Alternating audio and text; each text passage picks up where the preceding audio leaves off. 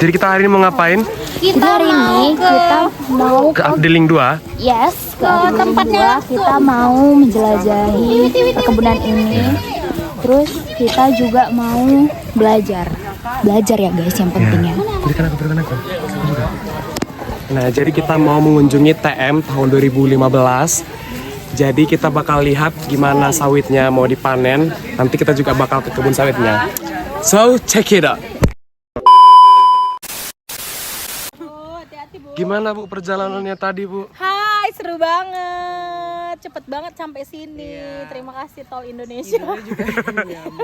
Travoy. Oke.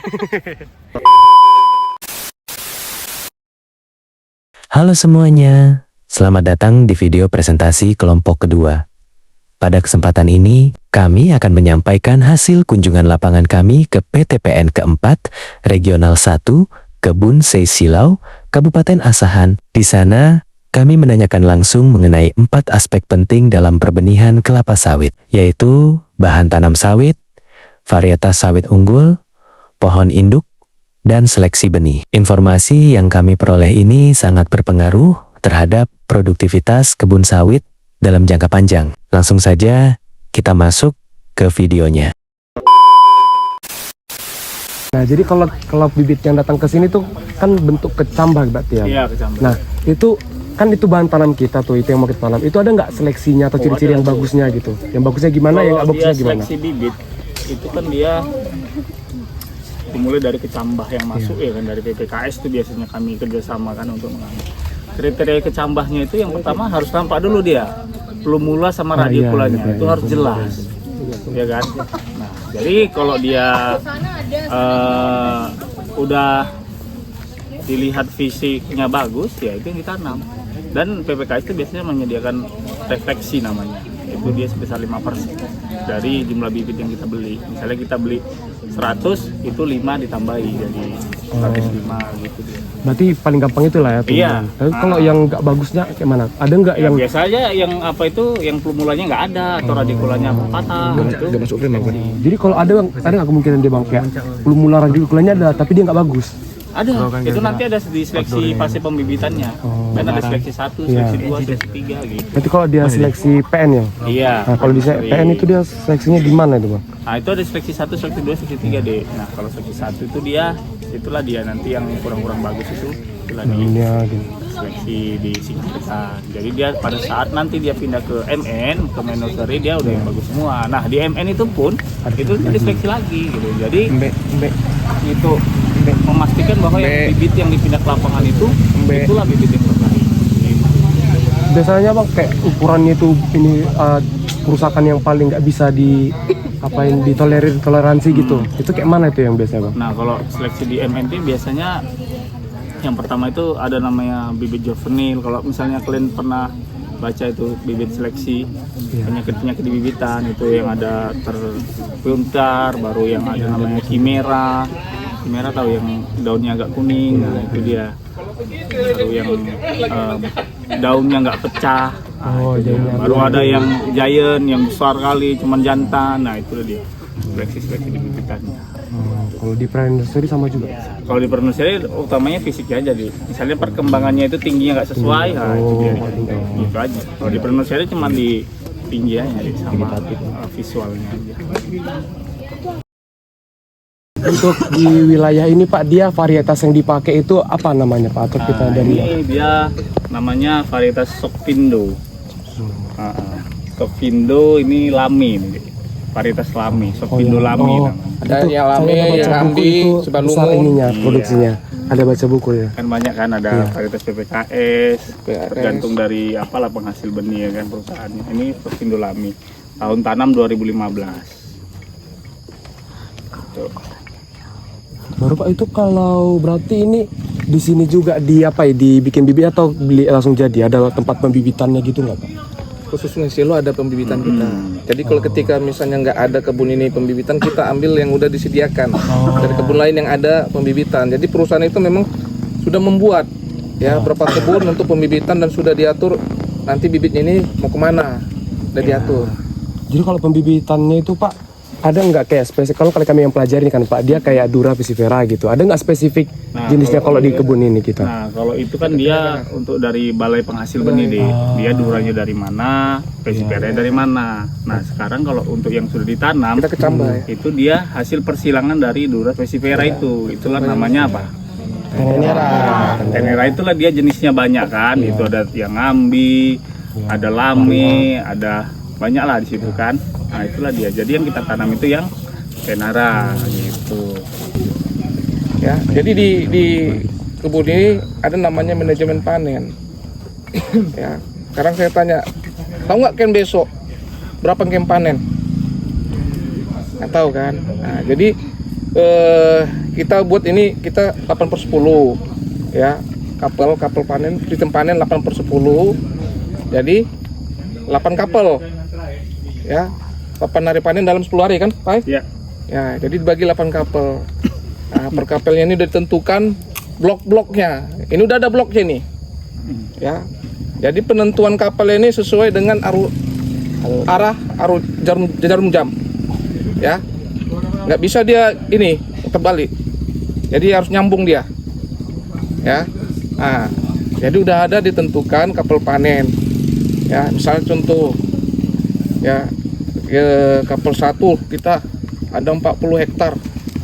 Ya, ada misalnya 3 blok. 4 blok lah, ya kan? Satu blok misalnya dia 10 hektar kita bilang. Kita anggap dia 2000 pokok lah. Ya. Jadi kita harus bisa mencari estimasinya. Ya. Apa yang harus dilakukan? Itulah kita melakukan namanya menghitung AKP, angka kerapatan panen. Pasti udah pelajari. Udah pelajari belum? Udah. Sekarang saya tanya, kayak mana caranya? Ya, abang tanya, gimana caranya? Ayo, siapa yang tahu? Itu intinya. Dengan kalian melakukan AKP itu, kalian nanti akan dapat estimasi produksi, estimasi berapa mau dipakai tenaga, berapa mau dipakai kendaraan, kebutuhan truk. Ada? Ya. Jadi kan AKP itu kita ambil sampelnya itu 10%. Ya, pokok sampel ya. Kita ambil 10%. Jadi yang kita ambil itu 1 blok per tahun tanam. Ya, misalnya tadi 4 blok, kita anggap ada dua jenis tahun tanam. Ya, kita ambillah 1 blok per tahun tanamnya. Ya, berarti 2 blok lah kan? Nah, jadi kita harus tahu dulu. Kita ambil 10%. Misalnya tadi 1000 pokok kan? Kita ambillah 100 pokok kita hitung. Dah 100 pokok dapat buah matangnya berapa? Ini kita hitung nih. Ya kan? Nah, misalnya yang udah tadi berondol 5, berondol 3 lah di sini Pak ya? 5. Nah, kita hitung 100 pokok ini. Ya, pokok sampel. Nah, dari 100 itu misalnya dapat 20. Berapa KP-nya? 100 kan? Tadi pokok sampelnya 100. Nah, buah matangnya itu yang udah kita hitung ada dapat 20. Berapa AKP-nya? 5. Kemana 5? 100 dibagi 20 tadi. Nah, 5/1. Jadi dalam 5 pokok Ada satu yang kalian jalani terdapat 1 buah matang. Udah? Nah, ada yang ragu? Udah? Nah, jadi dari itu tadi udah dapat 5 AKP ya kan, 5/1. Nah, total pokok tadi yang untuk TM itu kan ada 2 jenis TM. 1 TM 2 blok, 1 TM-nya lagi 2 blok, ya kan? Nah, kita menghitung yang 1 TM tadi, misalnya TM 2010 lah nih. Berarti kan 2000 pokok. 2000 pokok dibagikan dengan AKP-mu. Berapa? 400 tandan. Ya kan? Dikalikan berapa RBT? RBT rata-rata berat tandan. berat buah. Berat buah ini kita timbang 1 biji itu berapa? Nah, kita buat 10. 20 kilo 400 berarti 4.000. 4.000 apa 4.000 kilo kan? 4.000 kilo. Berapa ton? 4 ton. Itu estimasi. 4 ton. Itulah misalnya tadi TM 2010 tadi. Iya. Ya, TM yang lain kayak gitu juga. Kita anggaplah sama. Berarti 8 ton kan? Oke, 8 ton. Nah, untuk cari estimasi tenaganya, berapa prestasi, kita harus cari prestasi maksimum pemanennya.